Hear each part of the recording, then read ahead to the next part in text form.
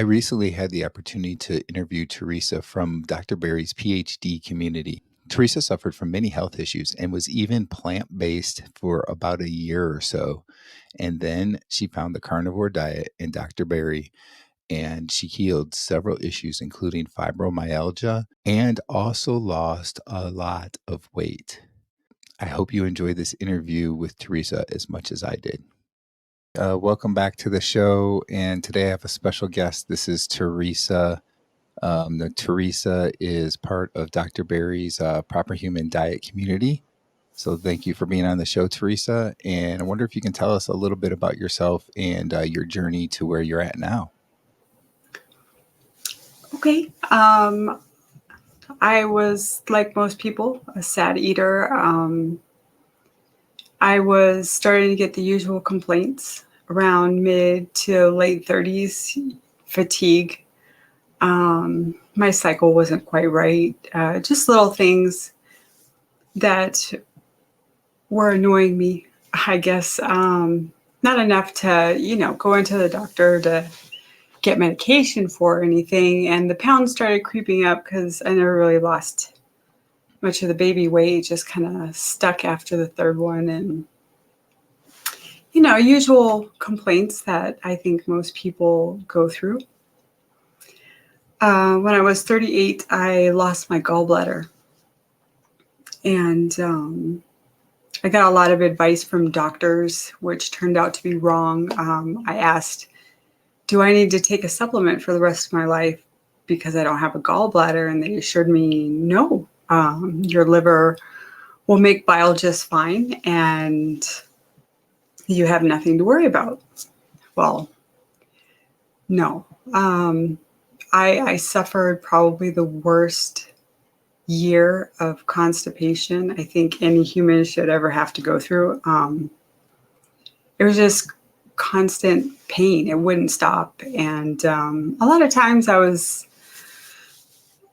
in the fetal position on the floor because it was just so painful. And it got to the point where I didn't want to take pills to have to go to the bathroom. So I did some research online and found a gallbladder community, and they said you need digestive enzymes.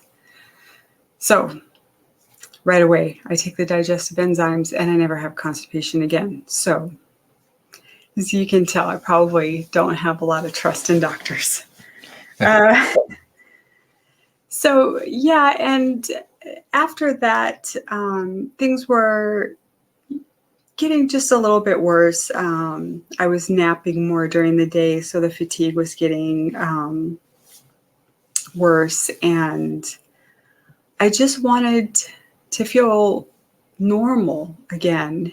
And I had kids, so I started looking around with other ways of eating because, I've tried it all to get the baby weight off, from paleo to Mediterranean to calorie restriction to portion control, the blood type diet. Yeah. So I decided, well, I've never gone plant-based. And that was partially because I hated vegetables and have never eaten them. So yeah, we're in our early 40s, have never eaten a single vegetable. Well, corn and potatoes, but I really don't count those. So, and those were the only ones. So I decided, okay, I'm going to be a grown-up and I'm going to eat my vegetables. Well, that lasted about 14 months and everything got worse. And I even added, I don't know, maybe a dozen more things to my symptom list. And yeah, it was horrible. So about 14 months, I felt like I was half dead. And what started off as, just a little fatigue and maybe a out of whack cycle and stuff like that, turned into a whole list of things. I mean, off the top of my head, I had every digestion issue you could possibly imagine. So where I had fixed it after taking the enzymes from the gallbladder removal, I had about every other digestive issue. It was probably about 10 times worse. It was to the point where I was afraid to eat because I knew that the pain would come within 5 minutes. But as a plant eater, you have to eat all the time. So that's the torture of it. And let's see, I had dandruff, I had seborrheic dermatitis, I had dermatitis everywhere, really bad dry skin. I gained 40 more pounds. So, yeah, I think I was morbidly obese by the end of the plant diet. And let's see, I had the start of rheumatoid arthritis. I had fibromyalgia really bad. So I was in pain all the time. I lived on ibuprofen, about six to 800 milligrams every 4 hours, every day for years, maybe at least 2 years straight. Of course, now I know that's like horrible, horrible for you, but I had kids to raise. So yeah, you have to get up. You have to get them ready for school and make sure they have everything, and you can't just sleep through that.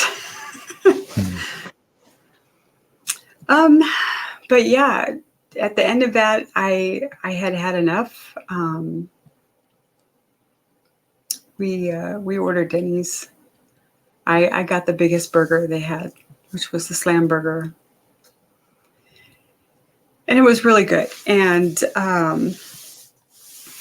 so that was about 2 weeks of, getting off of the plant diet and just basically eating whatever I wanted. I mean, it wasn't horrible. We didn't eat like handfuls of candy or, bad things. Or at least we didn't think they were bad. But yeah, there was a lot of burgers. There was some pizza, fruit. Never touched a vegetable again. Still haven't, and probably never will. I also don't eat fruit, if anybody was wondering. I'm just 100% strict carnivore. I have to be. So yeah, I was watching Why I'm No Longer Vegan videos. And then Dr. Berry popped over on the sidebar, and I think it said something about carnivore. And I was like, "Ooh, carnivore, what's that?" Because, I love meat.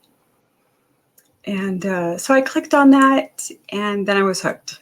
Because one video turned into 10 videos, turned into 50 videos. Then I was a member of his Patreon group and learning everything that I could. And I decided when I watched the first video that we were going to go carnivore. My daughter jumped in with me. And here I am. So how long have you been on carnivore now? 1 year and almost 7 months. Wow. And how quickly did you start to notice symptoms getting better? Let's see. The first week, I did a massive water dump, like a lot. I think it was about 6 pounds worth. And then I had a really hard time sleeping because that was keeping me up. Plus, I was still a little bit in pain.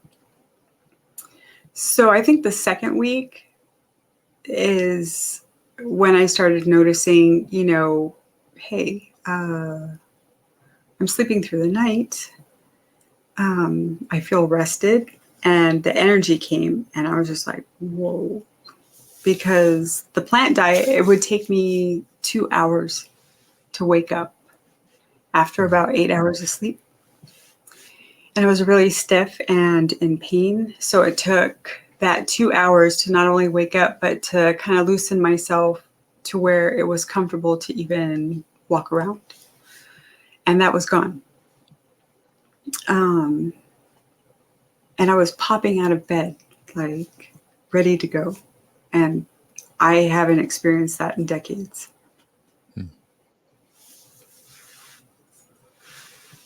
That's great. Now, you mentioned that your daughter also went on carnivore with you. Did she have health issues before that as well, or? She had about 35 to 40 pounds to lose, and she was way too fatigued during the day than a 20-year-old should be. And she would take naps on the couch, and something didn't feel right to me, because even though I ate the SAD diet and it wasn't that great when I was in my 20s, um, I was never tired like that. So I was genuinely concerned for her. And so I said, let's just try it. I mean, we did all plants for a year, and I thought that was supposed to be the healthiest diet. You should be 20, vibrant with energy, and you're not. I mean, she wasn't sleeping as much as I was, but still, it was more than a 20-year-old should need. Hmm. And then after going on the diet, she got the energy back and everything? Oh yeah, she's perfect. In fact, Right. she's expecting a little carnivore baby next June. Oh, great. She's no longer Congratulations. 20. She's like 24 now. Okay, that's great. So I'm intrigued about the fibromyalgia because I know a couple people that have that. Right. So can you tell us a little bit about how that has been since you switched to carnivore? How long did it take to start feeling better from that? And do you still have issues with it? Is it just better, or does it seem to be cleared up all the way, or what? Yeah, it's completely gone. Wow. Um, it was almost like all over pain, and it was an ache. Um, and then sometimes in some areas it was really painful. It really affected me the most in my entire back and my shoulders. And sometimes it would radiate up into my neck. And my legs also ached really bad. It was kind of like it started in the upper shoulders and just spread to my whole back and maybe the tops of my arms, and then it moved down to um, my butt and legs, and it was sore. And for the longest time, I couldn't find anything that would give me any kind of relief until one day I was searching online and was reading about 5-HTP. So I ordered a big, huge, giant bottle. I think it was like NutriCost off Amazon, and got a big bottle of 5-HTP. And I started taking 2 pills twice a day. And I actually got some relief from that. It wasn't complete, but it did help. And it wasn't until I think 1.5 to maybe 2 months of really strict carnivore that it was completely gone. I no longer needed any kind of ibuprofen or acetaminophen for anything anymore. Wow, that's great. That's a lot quicker than I thought that it would be, you know. I know I can just imagine what you were going through before, because the people that I know how they will have days that they just can't even get out of bed. It's so bad. And I'm sure you Yeah. had that same Um, experience. Yeah. yeah. So let's talk a little bit about Dr. Barry. In his community, I believe. So you're a health coach, or helping somehow in that community. Can you explain a little more about that? Sure. I I think it was around 10 months.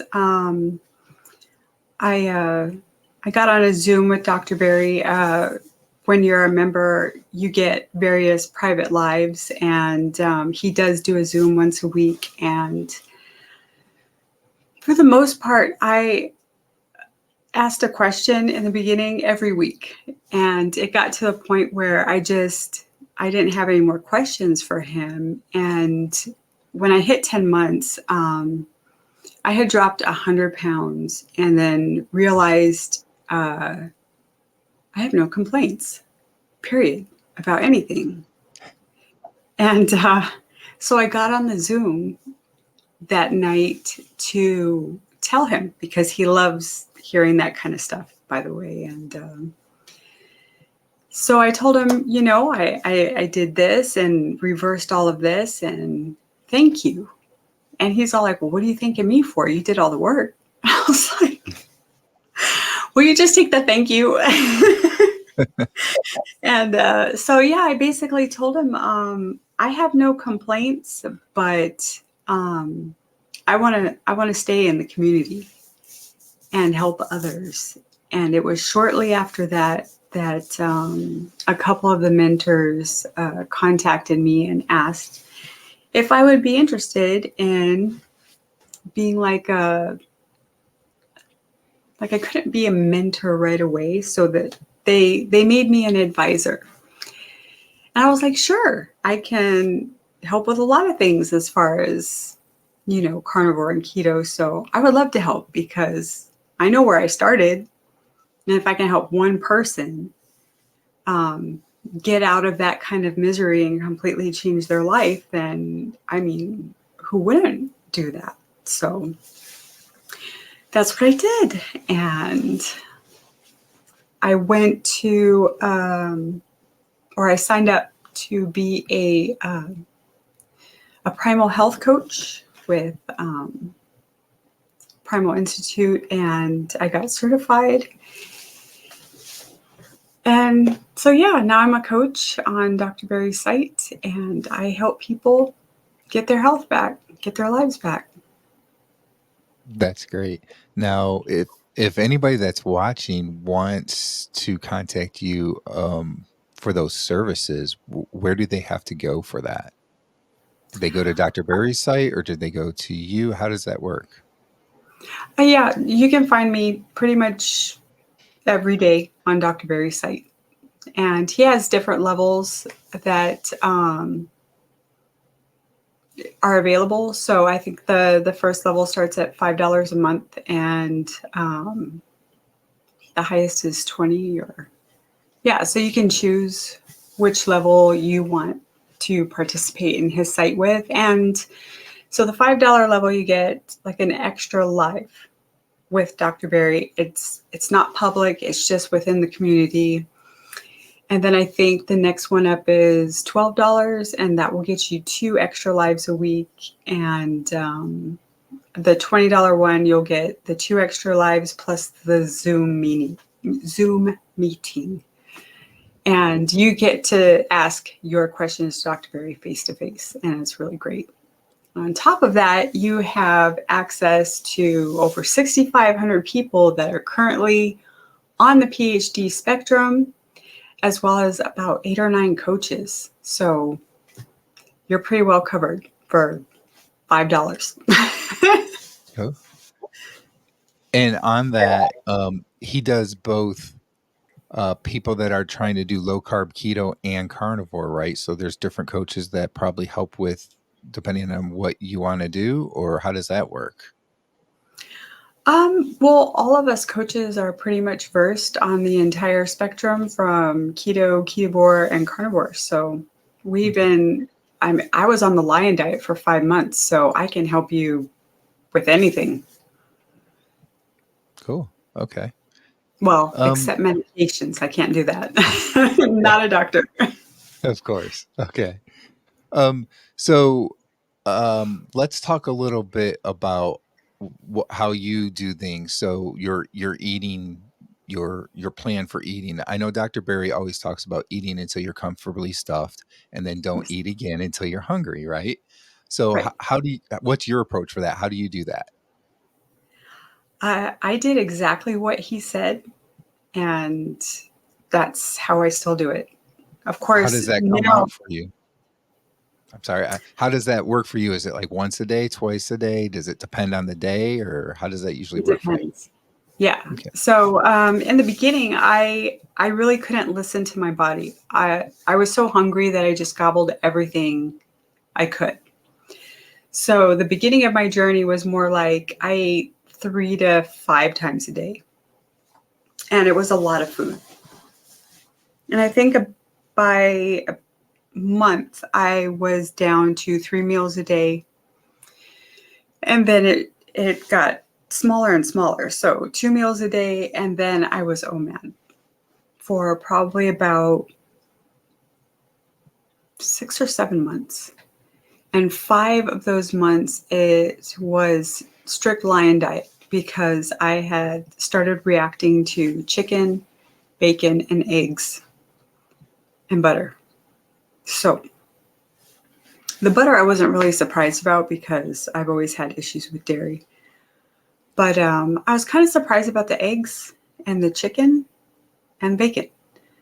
Mm. So my plan was to cut them all out for a month. I didn't know about the egg white allergy being as common as it was, so I just cut out the whole egg and I ate basically ribeye and salt for 5 months. And the fattier the better. So I would go to the meat market and I would pick out all the fattiest ones and just go to town on that. And that's all I needed. After about a month of lion diet, I tried adding bacon back in and chicken, and it was still a no-go. So I was just like, okay, I'm just gonna stay on this for a while. So it was about 5 months total. And when I introduced eggs back in, it was just the yolk. So I was fine with that. And bacon, I was okay with, but not the chicken. So I decided I was going to do triple B&E, but with just the yolks. And that's what I do most of the time. So yeah, I think I've been on that for about a year. And I have no problems with it. Although lately, and I'm not sure it's because we switched to the Costco bacon, but every time I eat bacon, my nose has been running. So either I got to cut that out for a month or so or switch back to the other bacon and see if that still causes the runny nose. But yeah, I eat until I can't have another bite. And if there's food still left on my plate, either my son gets it or my Doberman gets it, whoever happens to be in the room. So, but yeah, I mean, usually I'm okay with one meal, but if I get hungry later in the day, I'll make some egg yolks, usually about 8 or 9 of them. And it has to be before the sun goes down because I find that if I eat after dark, it messes with my sleep. So that's the rule. Sun has to still be up. Okay. So, with the bacon, I love bacon. So I got to ask you, how much bacon do you think that you eat a week? Oh, probably only 2 or 3 times a week. So if I were to add up the pieces together, maybe a little less than a pack of bacon a week. Okay. I love bacon. I still only have it a few times a week, but I will literally have the entire package, a pound of bacon in one setting. You know, what's really funny is I used bacon to drown my cravings because I couldn't eat a lot of it. It was so fatty, I could never go past 4 slices of bacon. But there was a day, it was a couple of months ago, I was just craving bacon and I ate the whole pack in one sitting.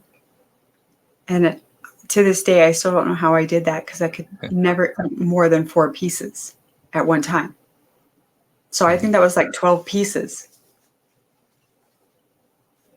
Yeah, it's a pound of bacon. I think it was like 11 or 12 pieces. It was crazy. Yeah. Wow. Yeah, and Yeah. I can eat it fatty ribeye, a whole ribeye, more than a pound in a sitting. But for some reason, I can't eat more than 4 pieces of bacon. I just don't understand it. Hmm. Yeah, that's interesting. Yeah. I know, for me, I've eaten bacon before, like, in the evening, if I've gotten cravings, I will just go and make some bacon, even if it's only, like, 4 or 5 strips or something and eat them, and then that takes care of the craving. So, yeah, I Right. definitely love bacon. Um, so it's interesting about the eggs that you found the egg white that you have an allergy for it, and I've definitely heard a lot of people with that as well. Um, let me ask you this: do you worry about what type of egg it is? Is it cage free, or do you not worry about that at all when you eat eggs? Oh, I have my own chickens. I have Oh, 22 of them. oh wow, even better. I have a very big egg habit. That is great, even better. But yeah, Yeah. when we bought them in the stores, because we didn't get the chickens until we were about 4 months into carnivore, because that's when I started feeling like, yeah, I can build a coop. Um, because I I was so messed up with a plant diet, I lost a lot of muscle. Before going whole food plant based, I could, when you go grocery shopping and you don't want to make like 5 trips to the car and back into the house with groceries, Mhm. I could load like all the bags into my hand to the point where they were turning red, and I could haul the entire load of groceries in one time. Sometimes twice if there was, a bag of dog food. Obviously, I'm not going to carry all of that, but all those bags in 2 hands and somehow open the door. And by the end of the plant diet, I could barely carry 2 bags. And it was usually something light like bread or clothes. And I couldn't pick up a frying pan anymore that had stuff in it because it would hurt my wrists. That's Mhm. how weak I was. And yeah, so my carpal tunnel wasn't bothering me anymore. And I had some strength. So I was like, yeah, let's get some chickens and let's build a coop. And it was great. So we got chickens, and I learned how to take care of chickens, and they got a nice little get up. So, How much work but is that, taking care of chickens? building the coop is the hardest part. Hmm.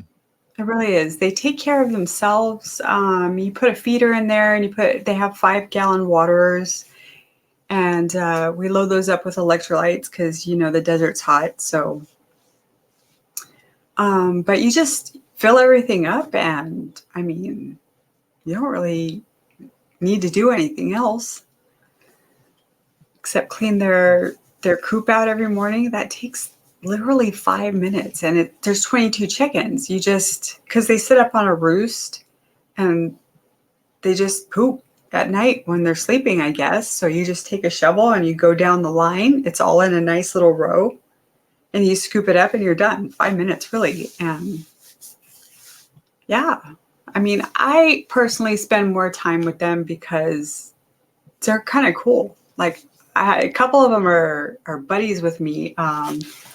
I'll hold my arms out, and one will fly into my arms and just want to be carried.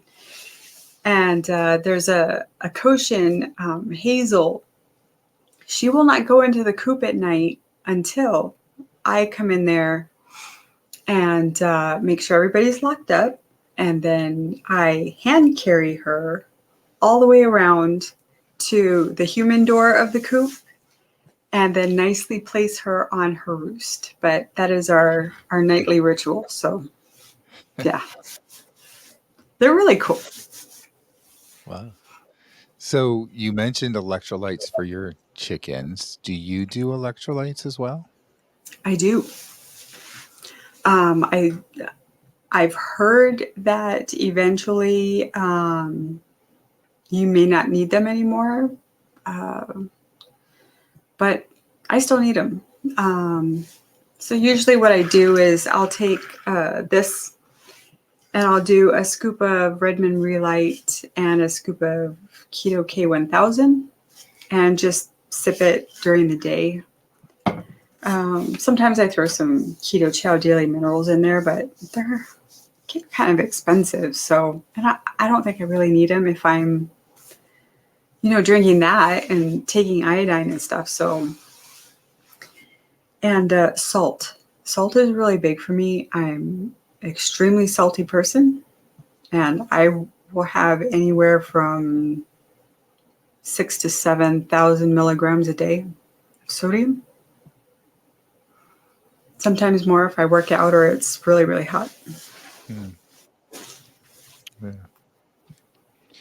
Now, isn't that interesting how our doctors normally, so we're not talking about Dr. Barry here, but the normally Right. the doctors that we go to will tell us how we have to lower our salt intake. And I'm the same way. Like for years, I was lowering my salt intake because I had high blood pressure and so forth, right? And Yep. now that I'm eating this way, I've increased the intake on salt so much. I use Redmond salt, and I've increased it so much, and my blood pressure is actually better. So it's Right. just so interesting how the doctors tell you that, but in reality, it's not really the salt. It's the way that the food that you're eating is interacting with your body and the salt, and it's just Exactly. interesting to me. Yeah, I did the Yeah. same thing. I used to buy the less salt chips. What are they called? Like lower sodium or something like that. I don't know. Yeah.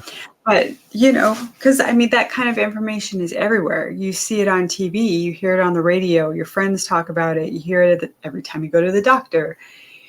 Cut your salt, make sure your salt isn't too high, and this, that, and the other thing. And I remember looking back on it, I suffered from headaches for years. I mean, years. All the way from my late 20s, I had like a daily kind of nagging headache. And at one point, I thought I had a brain tumor. I was like, I don't think this is normal. Why do I have a headache every single day? And since I went carnivore and upped my salt like considerably, I haven't had a single headache, not even a smidge of a headache, not even a tiny little headache, just starting. There's no headache. Unless, of course, I don't get enough salt and then a headache starts. Yeah. And I have heard that before from other people that had headaches, like migraines and so forth. And Yes. they started experimenting with increasing their salt intake, and the headaches would go away. So that's really interesting.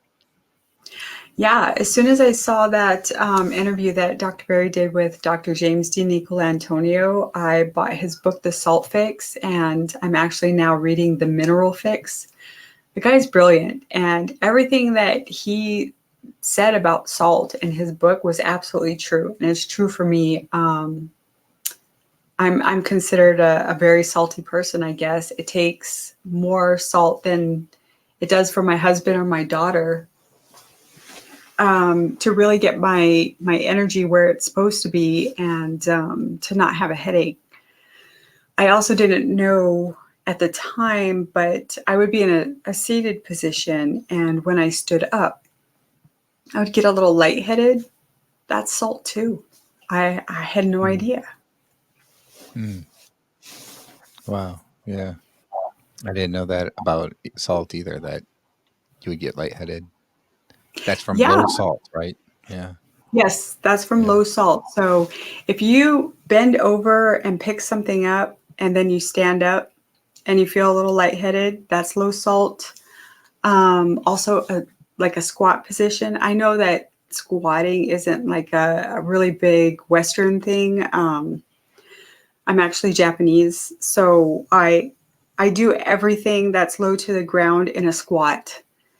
And so when I would stand up after, I don't know, scooping the cat box or getting a pan from the bottom cabinet or something, and I would stand up, I would get kind of dizzy. And I was like, what is going on? And none of that happens anymore. But it's also the first sign that I need to go run in the house and either take some salt pills or make an electrolyte drink because something bad will come.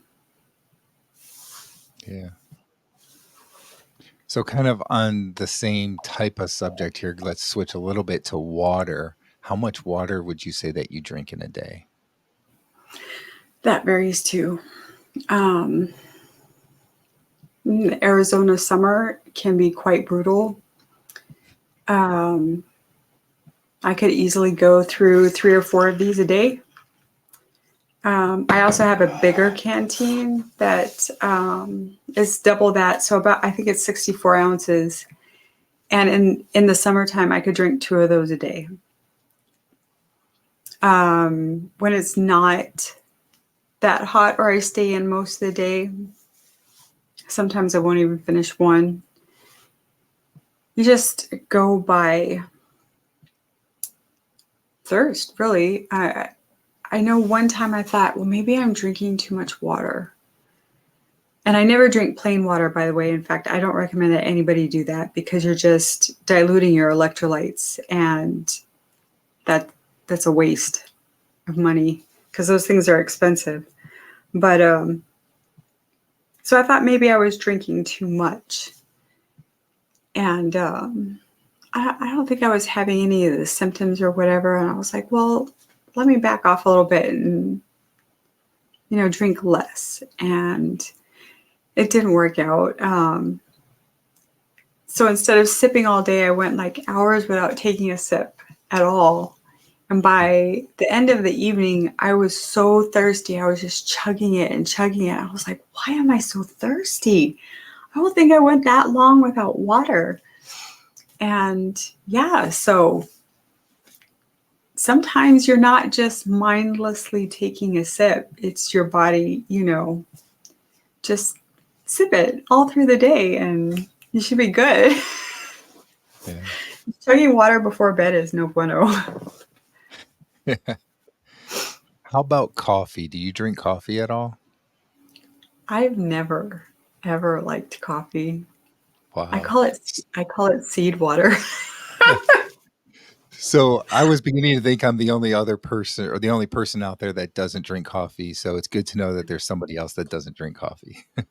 It doesn't taste good.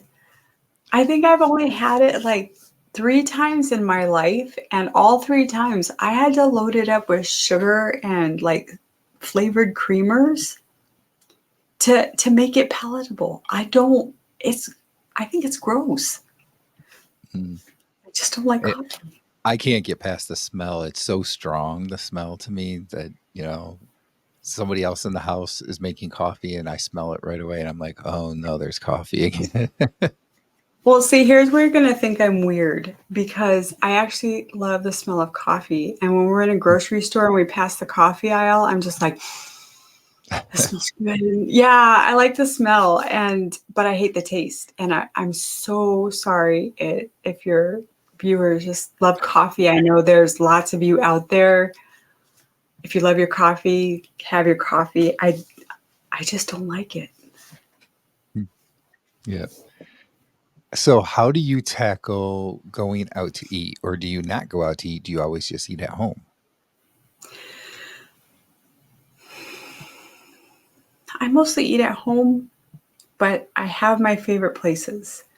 My daughter works at a little breakfast restaurant, and they will customize your omelets. So if I'm in the mood for breakfast, which usually isn't often, we'll go to her place and get a 3-egg omelet with double bacon, double ham, and I think some sausage. It's really good. And some cheese.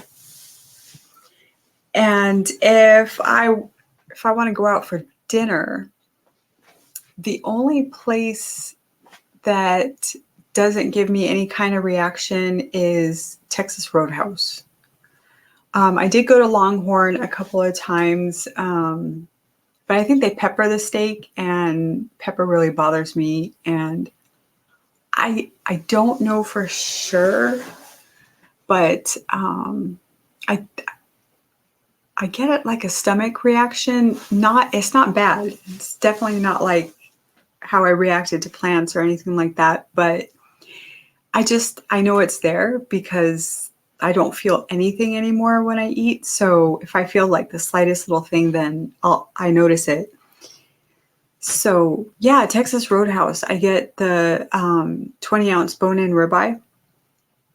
And if I'm really hungry, then I'll order the pulled pork dinner to go with that. And they just put the sauce on the side, so it's perfect. I just get plain pulled pork. And my husband will get the ribeye as well. And he can handle the ribs, like the sauce on the ribs. And so, yeah, we'll both get a couple of dinners and leave feeling perfectly fine. So I don't think they use any seed oils or anything sinister because I react to everything. So And how do you handle that with like the sides? Do you just tell them you don't want the sides, or what do you do yeah, it's there? always no sides. I'm pretty sure the entire staff knows us by now. You know, it's interesting. I heard the other day from someone that they ordered at Texas Roadhouse and they asked for the baked potato loaded without the baked potato. So basically they got like the bacon and the cheese and the butter, and then they got a Right. salad without the salad, just the egg. And then they Funny. took that and that was their side dish. I've never Nice. thought to try that, but I think I have to try that sometime. I might do that too because there's one waitress that I think she has a crush on my husband.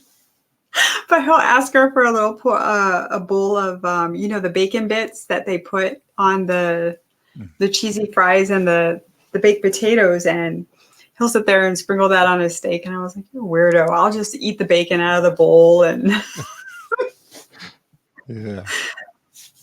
Yeah, I'm definitely gonna have to try that sometime. I heard that the other day from someone. I was like, wow, I never even thought to ask that, you know. I'm gonna ask it just like that too. That's funny.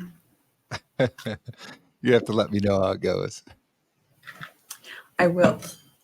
All right. Okay, so your YouTube channel, I don't remember the exact name of it, but I'm gonna have it in the description of this video and have it linked so that people can go to your channel.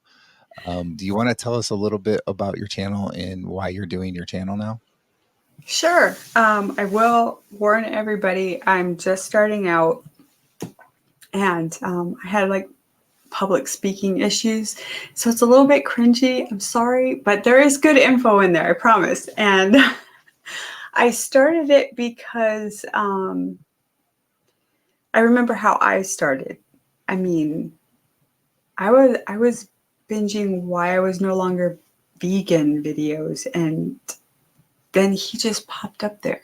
So I don't think there's any accidents, and there was a reason why that happened.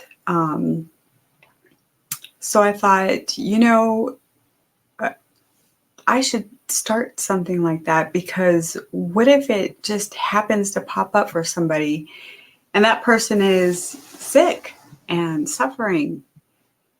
And what if it changes their life?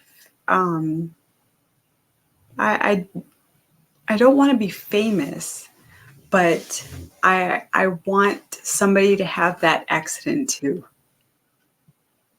Hmm. Yeah, that's great. Um, so I want to thank you for talking with me today. And I want to finish out by giving you some time to just talk to the audience about whatever you want to, whatever is your passion here with carnivore and so forth, and just, give you the floor to talk to them. Well, what kind of audience do you have? It's pretty much a carnivore audience. So yeah, it's Not people that are carnivores. doing carnivore. Yeah. Carnivores. Yeah. I'm kind of partial to carnivores. I mean, you keto guys are great, but I don't eat plants ever. But if you're if you're just starting with carnivore and you're having some issues, and you have $5, I highly suggest you go into Dr. Berry's group and get some help. You're going to be surrounded by people who have all kinds of experiences with carnivore, because we don't all start the same, we don't all experience the same.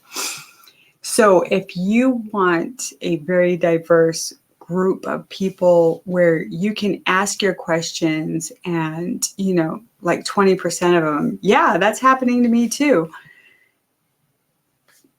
that's the place for you. When I first started out, I had no idea that I needed electrolytes. In fact, I think I went the first month with no electrolytes. And when my body was dumping its last bit of sodium, I started experiencing that as fatigue. My legs, when I would walk, felt like boulders. Like it's almost like I was turning to stone. And at some point I had to pick my leg up to get up the stairs. And all of that was salt. And I had no idea. But, we go our whole lives being sugar burners. And so thoughts like that don't pop into your head because you're retaining so much water and you're loaded with electrolyte storage. That never really happens. So what was happening to me, I had no idea. And while Dr. Berry did have a community, it was not the same as it was in Mighty Networks. And you can get a lot of help for a lot of things. I also didn't know what oxalates were. Really, I didn't know anything. And a lot of things would have been much easier had I had somebody advising me or helping me. And there's a whole bunch of people that can do that for you. I do see a lot of people online giving up, saying carnivore didn't work for them. I'm not seeing that to be true. In our community, if somebody's having an issue, they're thinking about quitting, they think carnivore is just not working for them, it's not like, wait, whoa, hold on. Did you ask anybody questions about what's going on with you? Well, no, I don't usually post in the community. I'm like, okay, so you were having issues and you said absolutely nothing, and then you just assume carnivore doesn't work for you. Yeah. Try again, because usually we just have to tweak one or two things and then you're perfect. I have broken so many stalls. I have gotten people with energy up to the roof. I've seen it all. So if you think carnivore is not working for you, you're having some issues, you want us to figure it out for you, we'll figure it out. Just get help. Don't just, oh, I'm just one of those people carnivore doesn't work for. No, that's not true. It's the proper human diet. If you're human, it will work for you. And this is what we evolved on. So don't give up. Ask for help. All right. Thank you, Teresa. You're welcome.